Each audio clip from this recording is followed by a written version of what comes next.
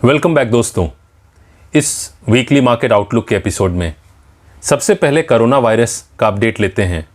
दुनिया में last week से इस वीक में ऑलमोस्ट 20% ज़्यादा नए केसेस आए हैं और टोटल केसेस करीब 35 लाख हैं और अभी तक 2.45 लाख डेथ्स हुई हैं। यूएस में 11.62 लाख केसेस आइडेंटिफाई हुए हैं और 67,000 प्लस जाने गई हैं अभी तक, जो वियतनाम वॉर से भी ज़्यादा है। रशिया में इस हफ्ते सबसे तेज़ी से नए केसेस देखे गए हैं। इंडिया की बात करूं तो पिछले हफ्ते से इस हफ्ते में ऑलमोस्ट 50% केसेस इंक्रीज हुई हैं और करीब 1300 प्लस डेथ्स हुए हैं।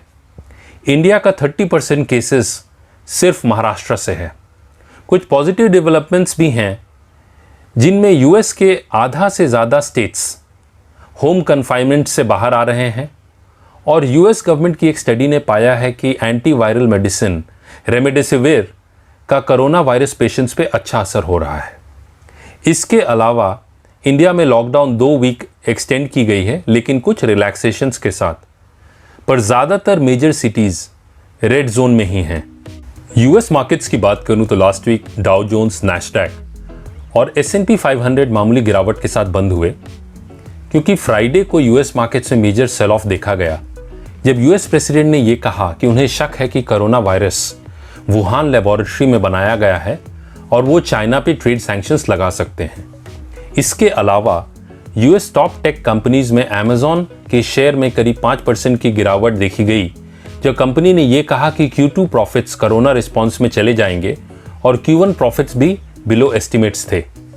इसके बावजूद यूएस मार्केट्स का अप्रैल महीना सुपर रहा। डाउ जोन्स और S&P 500 में 1987 के बाद से अब तक का बेस्ट मंथ रहा। नैस्डैक ने भी 2000 के बाद से सबसे अच्छा मंथ देखा है। अब CBOE इंडेक्स, मतलब Chicago board of options exchange का वॉलेटिलिटी इंडेक्स, जो फियर इंडेक्स भी जिसे कहते हैं, उसमें मामूली इंक्रीज देखी गई। अब यूएस डेटा फ्रंट की बात करूं तो यूएस इकॉनमी में 4.8% कॉन्ट्रैक्शन देखी गई फर्स्ट क्वार्टर में, जो यूएस के इतिहास का सबसे लंबा इकोनॉमिक एक्सपेंशन के बाद आया है। इसके अलावा जॉबलेस क्लेम्स 30 मिलियन, मतलब करीब 3 करोड़ के पास पहुंच गया है। ये ज़रूर है कि वीकली ट्रेंड में गिरावट देखी जा रही है। इसके साथ ही यूएस मंथली पर्सनल स्पेंडिंग में 7.5% गिरावट देखी गई, जो 1959 के बाद से सबसे लोएस्ट है। यूएस इकॉनमी को प्रोटेक्ट करने के लिए यूएस सेंट्रल बैंक, मतलब फेडरल रिजर्व, ने यह कहा पिछले हफ्ते कि उन्हें जो भी ज़रूरी स्टेप्स लेने हैं वो ज़रूर लेंगे। यूरोपियन मार्केट्स में पिछले हफ्ते एक बहुत अच्छी तेजी देखी गई पॉजिटिव ग्लोबल क्यूज और सेंट्रल बैंक्स के एक्शन के कारण। यूरो स्टॉक्स 50 जो यूरोप के टॉप 50 कंपनी से बना है, डैक्स 50 जो जर्मनी का इंडेक्स है और कैक 40 जो फ्रांस का इंडेक्स है, इन सब में शानदार तेजी देखी गई। ब्रिटेन का FTSE 100 इंडेक्स मामूली बढ़त के साथ पिछले हफ्ते बंद हुआ। यूरोपियन डेटा की बात करूं तो यूरोजोन Q1 GDP में 3.8% की गिरावट देखी गई और European central bank president Lagarde के अनुसार Q2 में 15% नेगेटिव ग्रोथ हो सकती है। इसके साथ यूरोजोन का कंज्यूमर कॉन्फिडेंस इंडेक्स, जिसमें भारी गिरावट देखी गई, मार्च 2009 के लेवल्स पे पहुंच गया। जर्मनी, जो यूरोप का सबसे बड़ा इकॉनमी है, उसका जॉबलेस रेट 5.8% हो गया, जो 30 साल का रिकॉर्ड है। इसके साथ साथ फ्रांस, जो यूरोप का दूसरा सबसे बड़ा इकॉनमी है, वो रिसेशन में चला गया, क्योंकि Q1 GDP में 5.8% कॉन्ट्रैक्शन देखी गई, मतलब नेगेटिव ग्रोथ देखी गई। यूरोजोन को प्रोटेक्ट करने के लिए यूरोपियन सेंट्रल बैंक ECB ने बैंकों को दी जाने वाली इमरजेंसी लोन्स के इंटरेस्ट रेट को भी घटा दिया है। एशियन मार्केट्स की बात करूं तो शंघाई और निके इंडेक्स में करीब 2% की तेजी देखी गई, लेकिन सबसे बड़ी तेजी इंडियन मार्केट्स में देखी गई। निफ्टी और सेंसेक्स ने पिछले 9 साल का दूसरा सबसे बड़ा वीकली गेन देखा।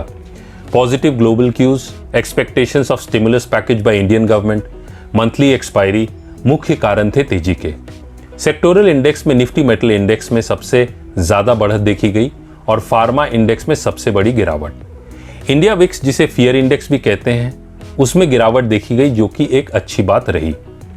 एशियन इकोनॉमिक डेटा की बात करूं तो चाइना का Q1 GDP में 6.8% की गिरावट देखी गई, मतलब नेगेटिव में आया, यानी कि चाइनीज इकोनॉमी में कॉन्ट्रैक्शन देखी गई, जो 1976 के बाद पहली बार हुआ है।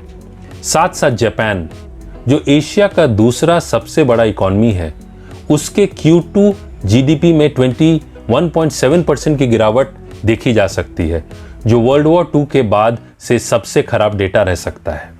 इंडिया की बात करूं तो इंडिया का इंफ्रास्ट्रक्चर आउटपुट में 6.5% की गिरावट देखी गई मार्च के महीने में, जो 2005 से अब तक का सबसे बड़ा गिरावट है। ये डेटा 2005 से रिकॉर्ड किया जाने लगा था। कमोडिटीज में गोल्ड और सिल्वर में मामूली गिरावट रही, जबकि क्रूड ऑयल में करीब 17% की तेजी देखी गई पॉजिटिव ग्लोबल क्यूज के कारण। क्रूड बहुत ही वोलाटाइल ट्रेड कर रहा है और इसके फंडामेंटल्स काफी नेगेटिव हैं।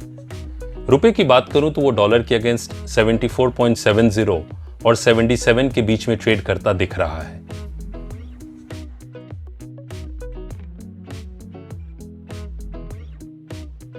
की इवेंट्स और की डेटा की बात करूं तो अप्रैल मंथ में FIIs ने 12,262 करोड़ की नेट सेलिंग की, जहां डोमेस्टिक इंस्टीट्यूशनल इन्वेस्टर्स ने 8,005 करोड़ की नेट बाइंग की थी।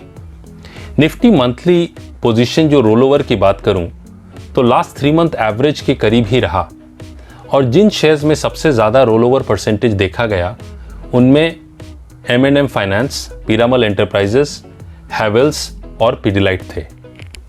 मे सीरीज की बात करूं तो निफ्टी का 9,500 और 10,000 कॉल ऑप्शन और 8,500 और 9,000 पुट ऑप्शन में सबसे ज्यादा ओपन इंटरेस्ट देखा गया है। इसका मतलब यह है कि मार्केट 8,500 से 10,000 के रेंज में ट्रेड करता हुआ दिख सकता है। टोटल ओपन इंटरेस्ट के बेसिस पे पुट कॉल रेशियो, जिसे PCR भी कहते हैं, वो 1.78 है, मतलब पुट्स ऑलमोस्ट डबल हैं कॉल्स के कंपेयर में। इस हफ्ते मेजर इकोनॉमिक डेटा में यूरोजोन प्रोड्यूसर प्राइस इंडेक्स, जो इन्फ्लेशन का इंडिकेटर है, वो 5 मई को रिलीज होगा। यूरोजोन रिटेल सेल्स डेटा 6 मई को, बैंक ऑफ इंग्लैंड का इंटरेस्ट रेट डिसीजन 7 मई को, US non farm payrolls monthly data और अनएम्प्लॉयमेंट रेट 8 मई को रिलीज होंगे। इनका असर ग्लोबल मार्केट्स पे देखा जा सकता है। इंडियन मार्केट्स गवर्नमेंट से स्टिमुलस पैकेज की आशा रखे हुए हैं, लेकिन सरकार कितना कर पाती है वो देखने वाली बात है, क्योंकि भारत सरकार ने अभी तक 0.8% ऑफ GDP का स्टिमुलस पैकेज, जो करीब 1.7 लाख करोड़ है, वो दे दिया है, और अब वो 1.5% से 2% ऑफ GDP तक ही कुछ कर सकते हैं, क्योंकि इंडिया की रेटिंग इससे नेगेटिव भी हो सकती है, तो सरकार को उस पर भी ध्यान रखना होगा।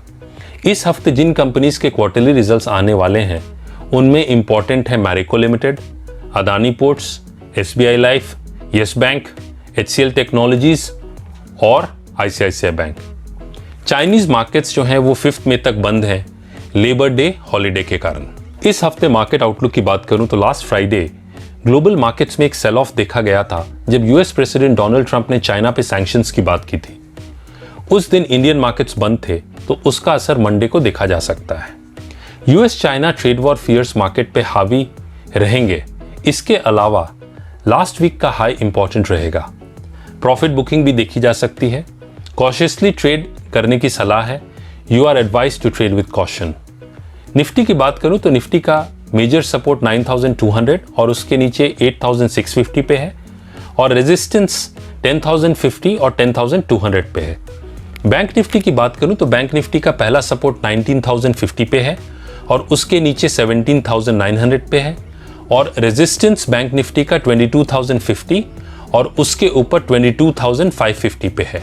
जल्द फिर मिलते हैं दोस्तों। यदि आपके कोई कमेंट्स है, कोई सजेशंस है तो डेफिनेटली शेयर कीजिए। Stay safe and stay alert, और सब्सक्राइब करना ना भूलें। Thank you.